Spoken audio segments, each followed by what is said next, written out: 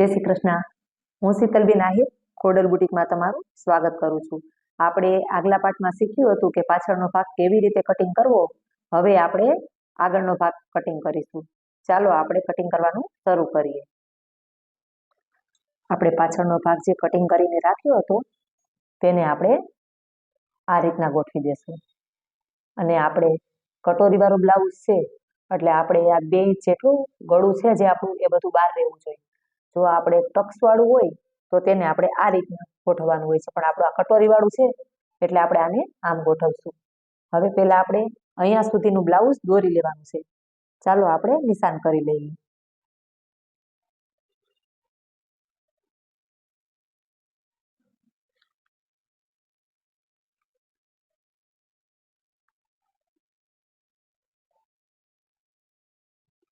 હવે આપણે આને લઈ લેશું। આપણે આ દોરાઈ ગયું છે। હવે સૌથી પહેલા આપણે દોઢ ઇંચથી આગળનો ખાટ ભાગ ઉતારીશું।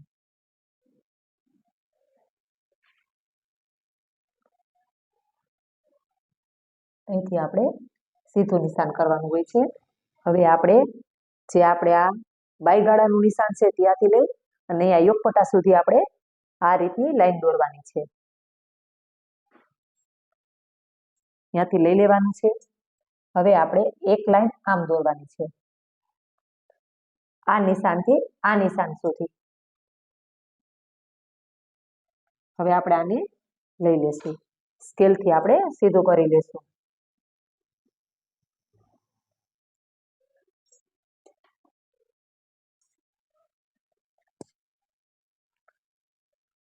આ જે શોલ્ડર છે તે આપણે અડધો ઇંચનું નિશાન કરેલું છે, એ આપણું સિલાઈ દબાણમાં જશે। હવે ત્યાંથી આપણે એક આપણું આ શોલ્ડરનું નિશાન કરેલું છે, એક આપણે કટોરીએ નિશાન કરેલું છે। આપણે આને અહીંયા રાખશું અને આપણે આને અહીંયા રાખીશું। હવે આપણે આનું નિશાન કરી લેશું અને તેનું પણ આપણે સિલાઈ દબાણ રાખીશું। હવે આપણે અહીંથી તો અહીંયા સુધીનો શેપ આપવાનો છે। હવે આપણો આ શેપ દોરાઈ ગયો છે। હવે આપણે તેને એકવાર ચેક કરીશું કે આપણો જે શેપ દોરેલો છે એ બરાબર આવે છે કે નહીં। એ પણ તમે જોઈ શકો છો। જે આપણે આ કટોરીનું છે, કટોરીનું નિશાન જે આપણે છે ત્યાંથી લેવાનું છે અને આ આપણે માપવાનું છે।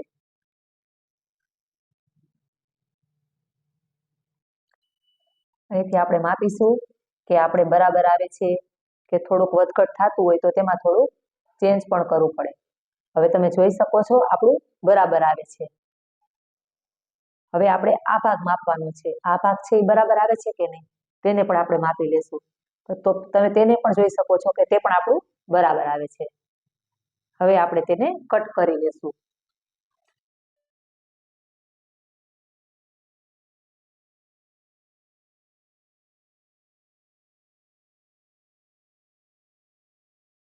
તમે જોઈ શકો છો આપણા આગળનો ભાગ કટિંગ થઈ ગયો છે। હવે આપણે કટોરી કટિંગ કરીશું। તમે જોઈ શકો છો મારી પાસે આ 4 કટોરીના ફરમા છે। આ 1 નંબર છે, આ 2 નંબર છે, આ 3 નંબર અને આ 4 નંબર। હવે આપણે આમાં 2 નંબરની કટોરીનો યુઝ કરીશું।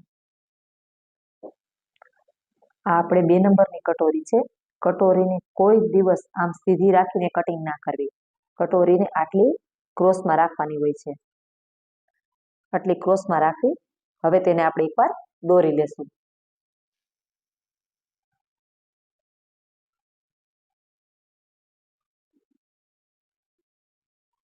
કટોરી દોરાઈ ગઈ છે, તેને આપણે લઈ લેશું।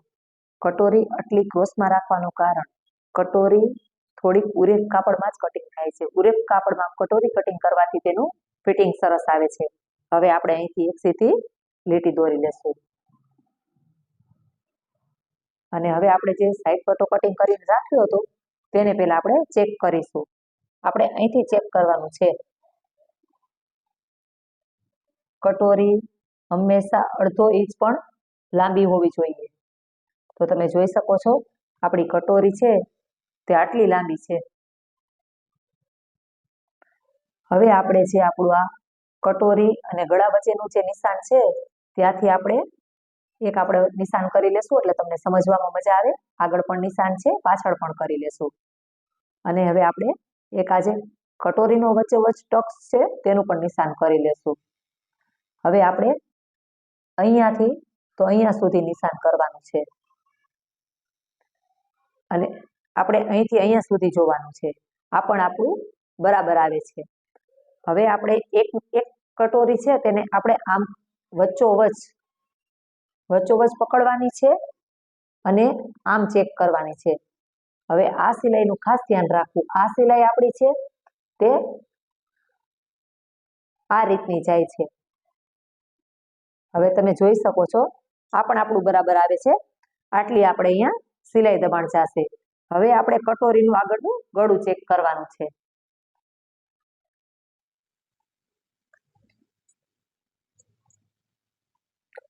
હવે તમે જોઈ શકો છો આપણે આ નિશાનથી આપણે માપવાનું છે. જે આપણું આ નિશાન છે ત્યાંથી જ આપણે માપીશું ને આપણે આ બટન સાઈડમાં કરીને આપણે આમ પણ માપીશું તો પણ ચાલશે. ને હું તમને એક નિશાન કરી દઉં છું ને આપણે આ પટ્ટી સાઈડમાં કરી નાખી છે. હવે આપણે અહીંથી માપીશું તો આપણું ગળું છે એ બરાબર આવે છે. લેશું કટ કરીને પાછું હું તમને એકવાર સમજાવું છું. આપણી કટોરી કટ થઈ ગઈ છે. હવે હું તમને પાછું સમજાવું છું. આ આપણું સિલાઈ દબાણ છે. સિલાઈ દબાણથી આપણે ગળું માપવાનું છે. આ તમે જોઈ શકો છો આપણી કટોરી બરાબર કટિંગ થઈ છે. આ રીતના આપણે ચેક કરવાનું છે. યોગપટ્ટો દોરીશું જેના માટે આપણે આ હૂંફવાળો ભાગ લેવાનો હોય છે.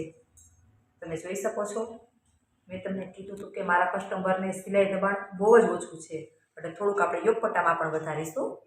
આપણે આટલું વધારી દઈશું યોગપટ્ટામાં. અહીંથી અહીંયા સુધીનું નિશાન લેવાનું છે. આપણે એનું સિલાઈ દબાણ પણ લેશું ને અડધો ઇંચ છે તે આપણે નીચેનું સિલાઈ દબાણ લીધું છે જે આપણે નીચે સિલાઈ દબાણ આવશે. હવે આપણે આને અહીંથી આમ રાખીશું યોગપટ્ટાને. હવે આપણે યોગપટ્ટો રાખ્યો છે અને આ પાછળનો ભાગ છે. આપણે અહીંયા પણ એક આમ નિશાન કરી લેશું.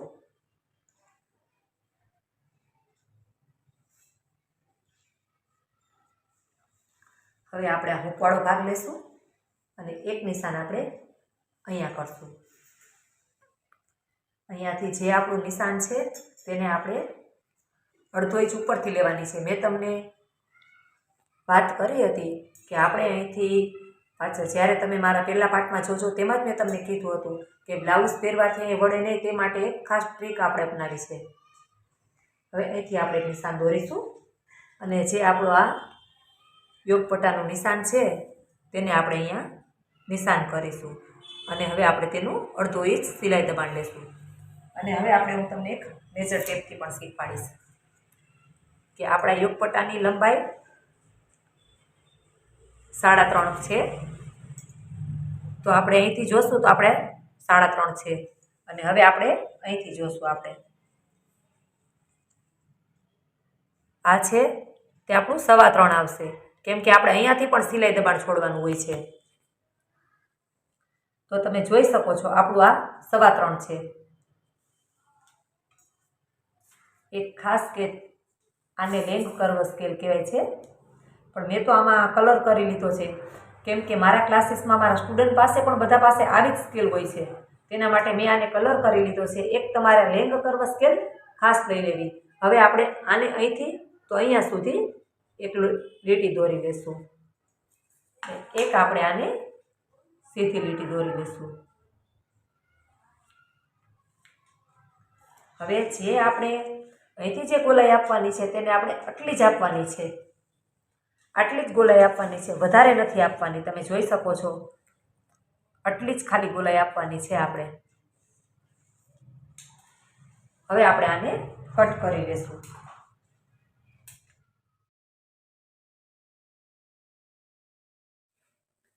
તમે જોઈ શકો છો આ આપણું આ સાઈડ આપણી ઘડી છે અને આ સાઈડ આપણા 4 ખુલ્લા ભાગ છે. હવે આપણે આમાં સ્લીવ દોરવાની છે મેં અહીંયા ચાપ સિલાઈ જેટલું એક નિશાન કરેલું છે, જેને આપણે અડધો ઇંચ પણ કહી શકીએ. હવે આપણે સ્લીવનું નિશાન કરીશું. આ આપણું સ્લીવનું વચ્ચોવચ્ચનું નિશાન છે. આપણે અહીંયા ચોકનું નિશાન કરી લેશું. એક ચોકનું નિશાન આપણે અહીંયા પણ કરી લેશું. હવે ત્યાંથી જ આપણે આમ વાળવાની છે સ્લીવને. મેં તમને કીધું હતું કે હું મેજર ટેપનો બહુ જ ઓછો ઉપયોગ કરીને તમને આમાં શીખવાડવાની છું. હવે આપણે અહીંથી સ્લીવને બહુ ખેંચવાની પણ નથી અને ઢીલી પણ નહીં. ખેંચશો બહુ તો લાંબી થઈ જશે, એટલે તેના માટે આપણે આ રીતના નિશાન કરવાનું છે. આનું ફિક્સ લેવાનું છે, કારણ કે આપણી સ્લીવનું લૂઝિંગ એમાં આપણે ઉપરની સાઈડ રહી ગયું છે, આ સાઈડ આપણે આ રીતના કર્યું છે. હવે આપણે નીચે મોરીનું નિશાન કરીશું, બાય મોરીનું. તેના માટે નિશાન આપણે અહીં કરીશું ને આપણી સ્લીવને આપણે આમ જ રાખી દેવાની છે.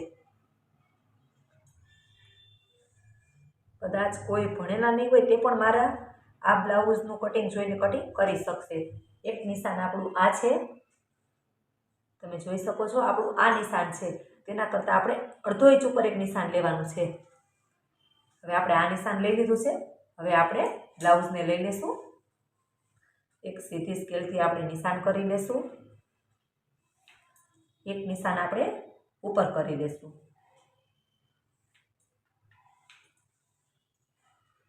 પાછળનો ભાગ છે, તમે જોઈ શકો છો. તેને આપણે બગલગાળાથી આમ વાળવાનો છે અને આપણે એકવાર આ રીતના પણ ચેક કરવાનું છે કે આપણું નિશાન બરાબર આવે છે કે નહીં. તમે જોઈ શકો છો આપણું નિશાન બરાબર જ આવે છે. પણ આપણે જ્યારે આપણે બ્લાઉઝ બનાવ્યું ત્યારે થોડુંક લૂઝિંગ એમાં આપણે એડ કર્યું હતું, એટલે એકવાર આપણે દોરીને ચેક કરી લઈશું. હવે આપણે મેજર ટેપ લેવાની છે. 1.5 ઇંચ અહીંયાથી અને 1.5 ઇંચ અહીંયાથી. હવે આપણે અહીંયા 1.5 ઇંચ રાખીને માછલીનો શેપ દોરવાનો છે.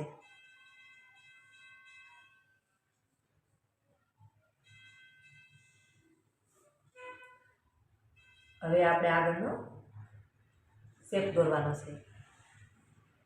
હવે આપણે એકવાર જે આપણા પાછળનો ભાગ છે તેને આપણે ચેક કરી લઈશું. હવે આપણે ચેક કરીશું પાછળનો ભાગ છે તેને. તમને ચેક કરવાની પણ 2 રીત શીખવાડું છું. તમે જોઈ શકો છો આપણું આટલું વધે છે. આટલું તો આપણું શોલ્ડરમાં દબાણ થશે, પછી જ આપણી માઈ કટિંગ થશે. અને એક રીત આમ પણ તમે કરી શકો છો. આમ પણ જોઈ શકો છો. જો આમ બરાબર આવે તો પણ આપણી સ્લીવ બરાબર જ હોય. એકવાર તમે આમ પણ ચેક કરજો. આ રીતે પણ તમે કરી શકો છો. 2 રીત તમારે બરાબર જ થશે. હવે આપણે અહીંથી અહીંયા સુધી લીટી દોરી લઈશું. હવે આપણે આને કટ કરી લઈશું.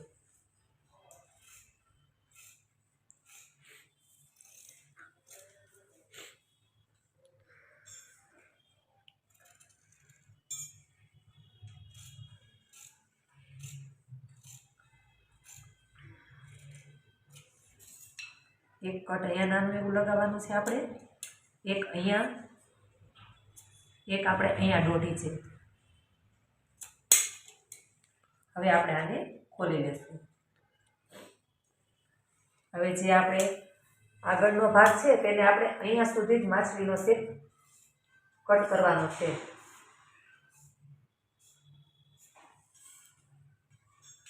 તમે જોઈ શકો છો આપણી બાંય પણ પરફેક્ટ રીતે બનીને તૈયાર છે. આને કટ કરી દઈશું. જ્યારે પણ કટ કરો ત્યારે અડધો ઇંચ વધારે રાખીને કટ કરવાનું હોય છે. કોઈ દિવસ ફિક્સ કટિંગ ન કરવું. અડધો ઇંચ વધારે રાખવું.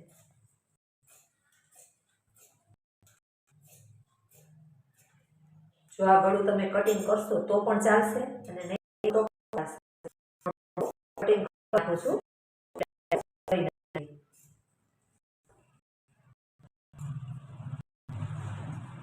જે પણ કટિંગ કરો તેને આ રીતના ગોઠવતું જવાનું છે.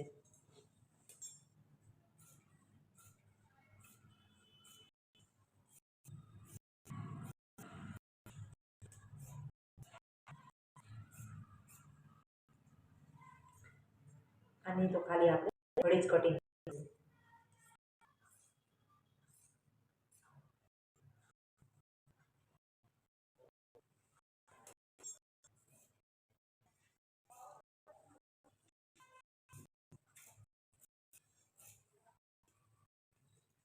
યોગ પટ્ટાને પણ આપણે કડીમાંથી કટિંગ કરી લેશું.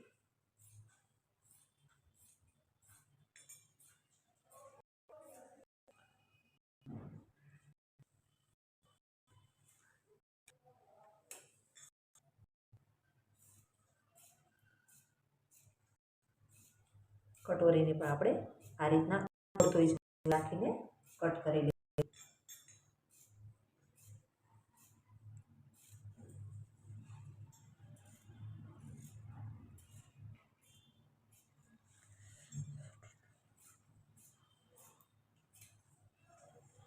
સ્લીવને પણ આપણે કટિંગ કરી લઈશું.